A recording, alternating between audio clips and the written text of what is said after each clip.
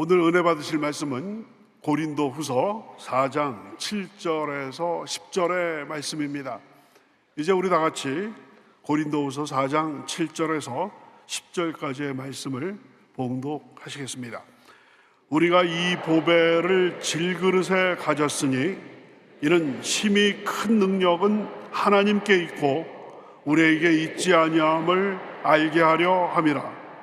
우리가 사방으로 우겨쌈을 당하여도 쌓이지 아니하며 답답한 일을 당하여도 낙심하지 아니하며 박해를 받아도 버림받지 아니하며 거꾸러뜨림을 당하여도 망하지 아니하고 우리가 항상 예수의 죽음을 몸에 짊어짐은 예수의 생명이 또한 우리 몸에 나타나게 하려 함이라. 아멘. 할렐루야. 인사 나눕니다. 오늘도 참으로 좋은 날입니다. 우리 모두에게 좋은 일이 일어납니다.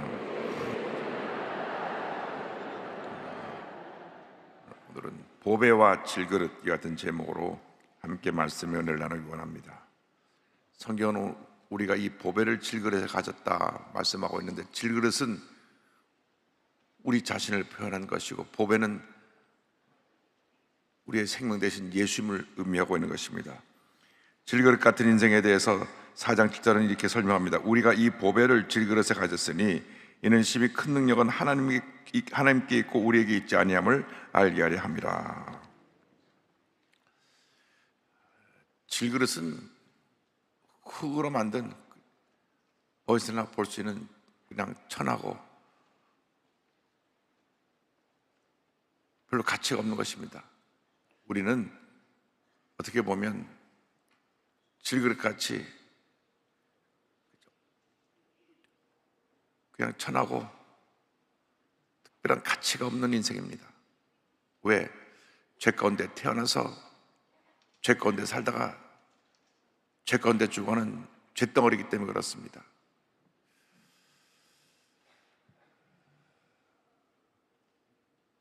요즘 한참 매스컴에서 떠들고는 나는 신이다 라고 하는데, JMS 정명석이라는 사람이 자기가 신이라 그러는데 신이 아니라 진흙덩어리입니다. 무가치한 존재입니다. 사람이 신이 될 수가 없습니다. 이번에 다시 징역을 받으면 한 30년 기본으로 들어가 있으면 좋겠다 생각이 듭니다. 그 안에서 있다가 그 안에서 그저 진흙으로 끝나야 되는 것이 그게 운명이 아닌가 생각합니다. 우리는 우리 자신이 죄덩어리입니다. 그런데 죄덩어리는 우리를 하나님이 귀하게 보셔서 하나님의 귀한 자녀로 일꾼으로 사용하고 계신 것입니다. 디모데후서 2장 20절에 이와 같은 말씀이 나옵니다. 큰 집에는 금그릇과 은그릇뿐 아니라 나무그릇과 질그릇도 있어 귀하게 쓰는 것도 있고 선하게 쓰는 것도 있나니. 요즘 금수저 흙수저 얘기하는데, 우린 평범하게 태어나서 평범하게 살다 평범하게 가게 되는데, 여기 질그릇이 할 때는 질그릇은 어디나 흔한 그릇일 뿐 아니라 떨어지면 깨집니다. 쉽게 깨어지는 존재라는 것입니다. 인간이 강한 것 같아도 말 한마디 듣고 휘청합니다. 그리고 그 말 한마디 무너집니다. 깨어지기 쉬운 존재, 말 한마디 무너져요.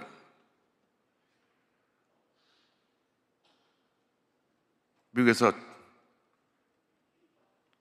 청소년들이 부모에게 대들다가 부모님 말 한마디 확 김에 한 말을 갖고 평생 상처가 되었다. 너 같은 것은 태어나지 않았어야 했어. 그 말 듣는 순간, 나는 태어나지 않을 존재인데 부모가 나를 그렇게 불필요한 존재로 생각하고 있는데 내가 살아 못하나. 그때부터 그 말 한마디가 평생을 마음속에 떠도는 것입니다. 넌 태어나지 않았어야 했어. 난 태어나지 않았어야 했는데 태어났구나. 말 한마디 깨어지는 겁니다. 그래서 우리가 말을 조심해야 됩니다. 남을 살리는 말, 남을 치료하는 말, 나를 회복하는 말을 해야지 이 말 갖고 남에게 상처 주는 말을 하면 안 됩니다. 절대로 우리 예수 믿는 사람이 부정적인 얘기를 하면 안 됩니다. 절대 긍정, 절대 감사라는 말은 0.0001%도 부정적인 말로서 남을 파괴하고 상처 주는 말을 하지 말라고 하는 것입니다. 우리가 말 한마디로 사람을 살리는데 너 같은 것은 태어나지 않아야 될 것이 태어났어. 당신은 쓰레기 같은 존재야. 그 순간 쓰레기가 되는 것입니다. 그래서 우리가 깨어지기 쉬운 인생이라는 것을 알아야 되는데, 그러나 하나님 앞에서 우리가 우리 자신을 잘 관리해서 교육에 쓰임받는 주님의 일꾼이 되어야 됩니다. 디모데후서 2장 21절에 같이 말씀이 나옵니다. 그러므로 누구든지 이런 것에서 자기를 깨끗하게 하면 귀 쓰는 그릇이 되어 거룩하고 주인의 쓰임에 합당하며 모든 선한 일에 준비함이 되리라. 자신을 잘 주님 앞에서 준비된 모습으로 갖춰 나가면 하나님이 은혜를 주시는데, 그 하나님 앞에 교육에 쓰임 받을 수 있는 근거가 어디 있느냐? 이 질그릇에 담긴 보배에 있습니다. 질그릇에 담긴 보배. 4장 10절에 우리가 이 보배를 질그릇에 가졌으니 이는 심히 큰 능력은 하나님께 있고 우리에게 있지 아니함을 알게 하려 함이라. 이 보배를 질그릇에 가졌으니, 질그릇 같은 인생을 하나님이 사랑하셨습니다. 그래서 내가 예수를 믿는 그 순간 주님이 내 마음에 들어가 계신 것입니다. 주님이 내 마음에 좌정하고 계십니다. 그래서 그것을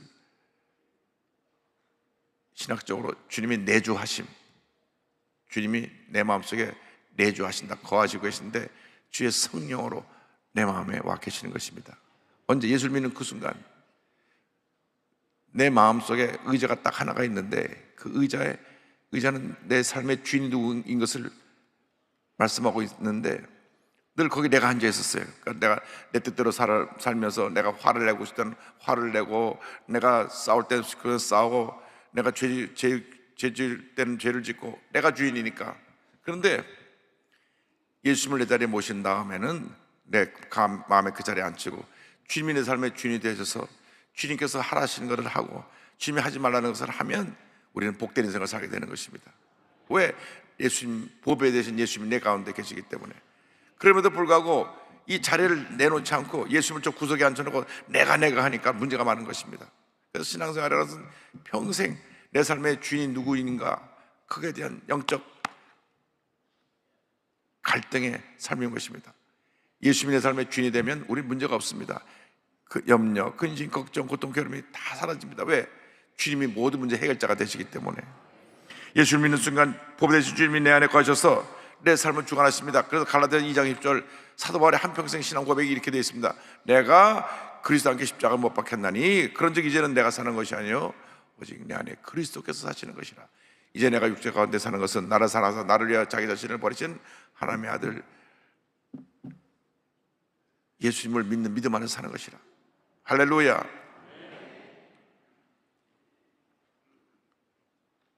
내 안에 예수님이 내 삶의 주인 되셔서 나를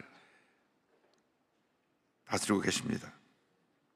나는 내 안에 계신 보배 되신 예수님으로 말미암아 어떤 어려움도 이겨내고 놀라운 일을 행할 수가 있는 것입니다. 그래서 고린도후서 4장 17절 보면 우리가 이 보배를 질그릇에 가졌으니 이는 심히 큰 능력은 누구에게 있고 하나님에게 있고 우리에게 있지 아니함을 알게 하려 함이라 말씀하고 있습니다.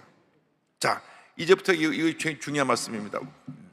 나는 질그릇이고 깨어지고 싶고 상처받기 쉽고 무너지기 쉬운 존재지만 내 안에 계신 예수님이 계시기 때문에 예수님의 위대한 능력으로 나는 연약하지만 주님의 은혜로 내가 모든 것을 감당하고 승리의 삶을 살아갈 수 있게 되는 것입니다. 예수 믿는 사람은 은혜로 삽니다. 첫째도 하나님의 은혜요, 둘째도 하나님의 은혜요, 마지막도 하나님의 은혜인 것입니다. 주님의 은혜가 없으면 살아갈 수가 없습니다. 그런데 인간이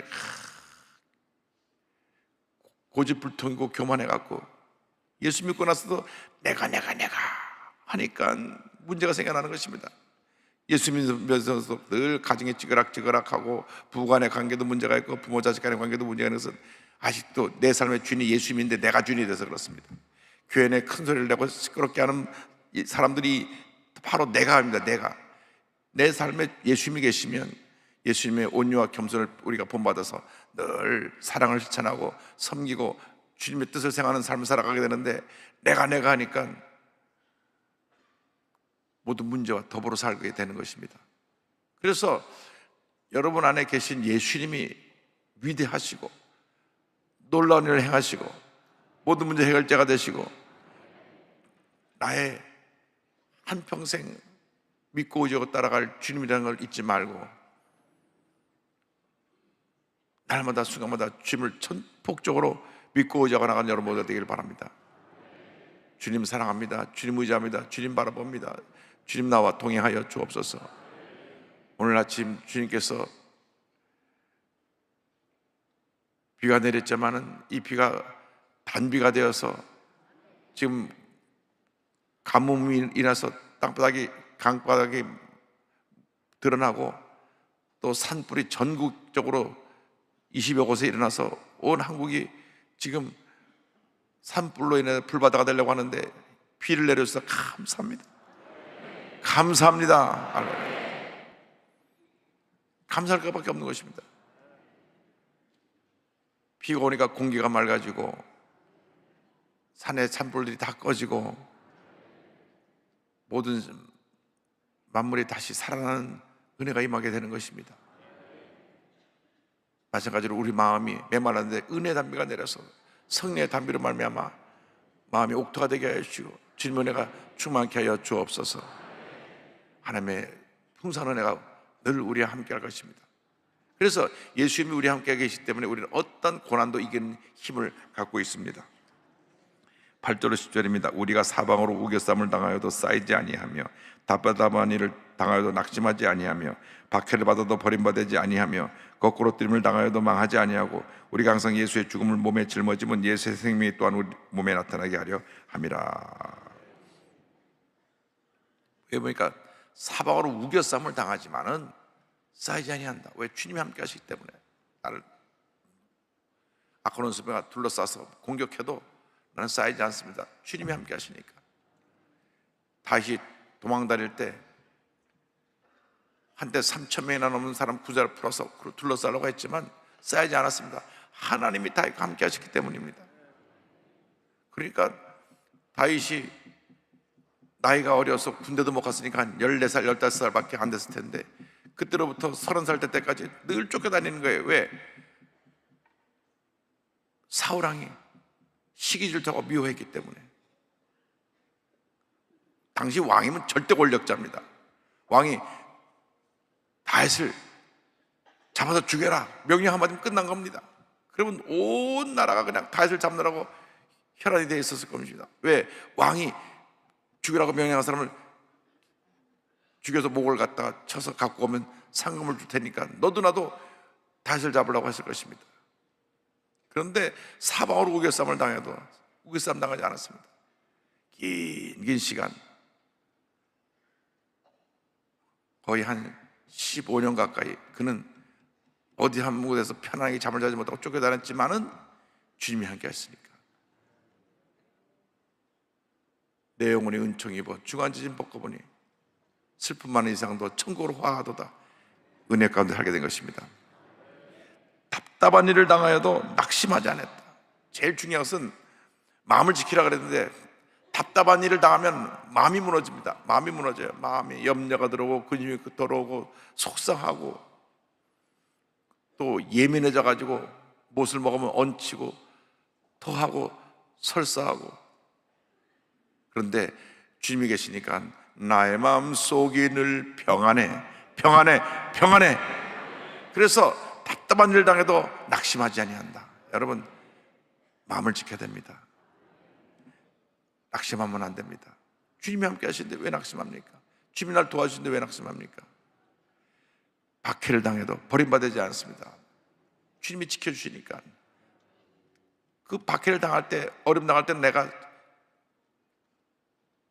쫓겨다니고 문제가 있고 안 되는 것 같지만 절대로 주님 한번 택한 우리를 하나를 할 때까지 놓지 않으십니다. 우리가 구조로 범죄하고 주님을 떠나지 않으면 절대 우리 주님을 꼭 붙잡고 계십니다. 주님의 사랑의 끈을 꼭 붙잡고 가는 여러분 되기를 바랍니다. 거꾸로 뜸을 당해도 망하지 않는다.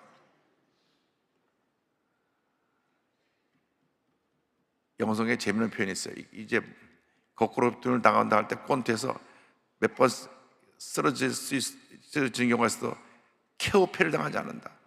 넘어지면 벌떡 일어나고, 넘어지면 벌떡 일어나고, 벌떡 일어나서 결국 승리하는 것입니다.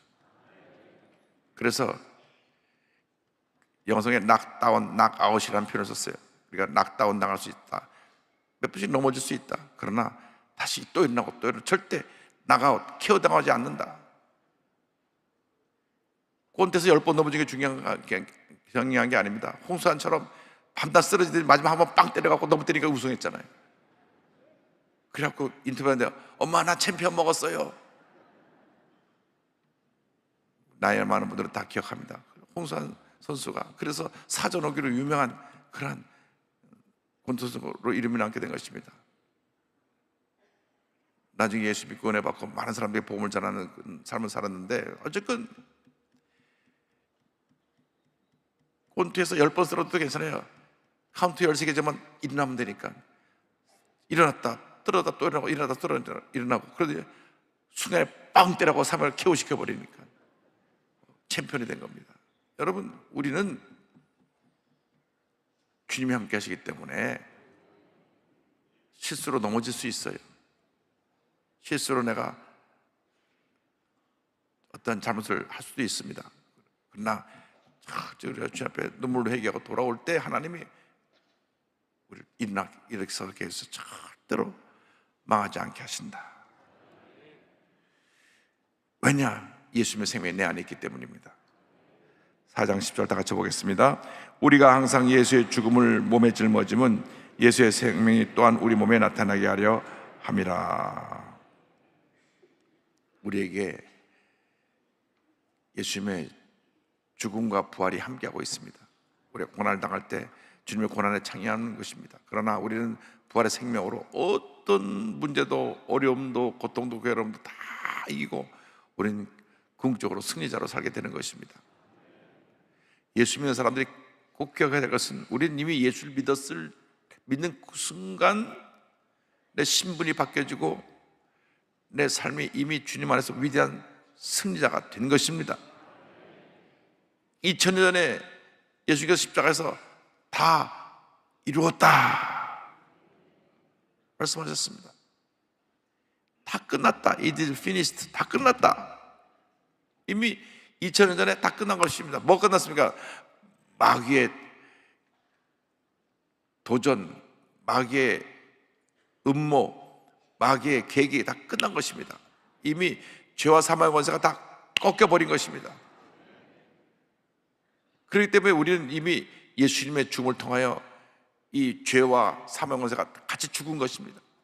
가난과 저주와 질병과 모든 문제 같이 죽은 것입니다. 예수님의 부활과 함께 위대한 하나님의 사랑으로 우리는 다시 거듭난 것입니다. 그래서 예수 믿는 그 사건을 가리켜서 거듭난다, 본어게인, 다시 태어난다. 누구로? 위대한 하나님의 자녀로. 그전에 태어날 때 쇳덩어리로 태어났지만 예수 믿음으로 위대한 하나님의 자녀가 되기 때문에 운명이 바뀌어졌어요.